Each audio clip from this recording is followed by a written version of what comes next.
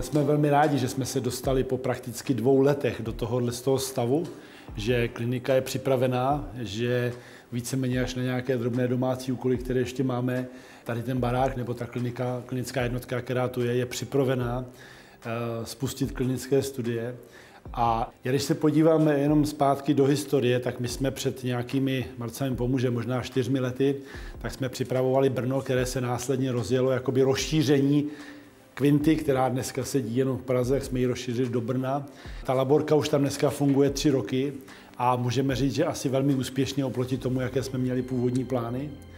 A v téhle souvislosti já bych chtěl tady té klinické jednotce popřát úplně to samé, aby až klinické studie rozběhneme, aby jsme za pár let se podívali zpátky a mohli říct to samé, že ten krok, který jsme udělali a to fungování, které jsme předpokládali, že bude, že se skutečně stalo.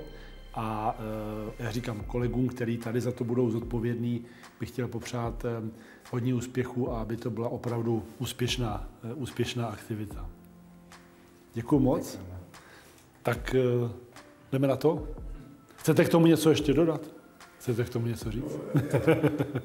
Za městskou nemocnici ani jsme se tak vybrali, protože myslím, že jsme přirozeným a logistickým partnerem pro vás, jelikož vzdušná čára vlastně je 500 metrů, takže rádi budeme spolupracovat a být vám nápomocní ve vašich aktivitách. Děkuju, pane doktore. Já bych chtěl možná říct jenom jako rodilý Ostravák, já jsem velice rád, že tady do mého rodného města se rozšiřuje působnost kliniky, která má mezinárodní význam a která určitě přinese spoustu benefitů jak dobrovolníkům, tak i širší veřejnosti, takže super. Jsem tomu moc rád. Děkuju moc. A ještě než přistoupím, tak já bych poprosil Stefana, jestli můžu. Stefan, I would like to ask you for a few words as well, because it's still business. And I have to say that, without the support from our investors and from Stefan, because imagine we were about, bringing this new clinical unit into the time, where was this Ukraine crisis, and of course, it was having some impact to us. And at the same time, we were bringing, new investment and this new project. So without this support, we wouldn't be here. So I would just maybe ask Stefan for a few words. No, thank you all for this very nice discussion and event. I mean, we couldn't be more happy to see this come true today and start this next phase of development.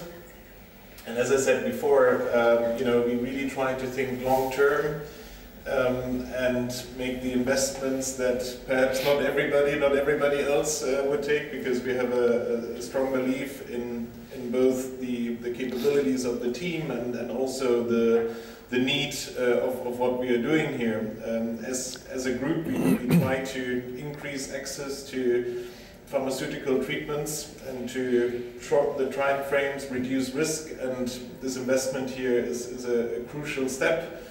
And I'm sure that we have very interesting years ahead of us here as a collaboration also with the local community, with the medical local community, and with the overall regulatory institutions in the Czech Republic. So thank you, all the best. Really congratulations also to the team, to this, I said this morning, such a beautiful building up to 99.9% perfection. Really, there is not a single scratch anywhere, so really a great job. Thank you very much, and all the best for the future. Thank you very much.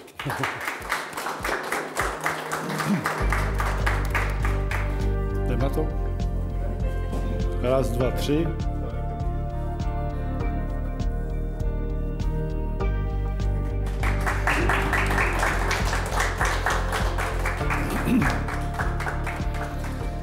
Tak a já bych ještě možná využil, když jsme tady takhle společně, můžu vám to takhle předat? Tak zároveň, pane doktore, já bych si dovolil vám jako zástupci nemocnice předat tento dar na důkaz, řekněme, důvěry v budoucí spolupráci a díky moc, že můžeme takhle společně tady být a věříme, že tahle spolupráce bude prospektivní a přinášet benefity nejenom nám, ale i regionu a Ostravě. Tak děkuji a děkuji vám nejenom za nemocnici, ale hlavně za naše děti, kterým dar je určen, protože ti jsou nejvděčnější, obdarovaní a nejpotřebnější také. Takže děkuji ještě jednou. Děkuji.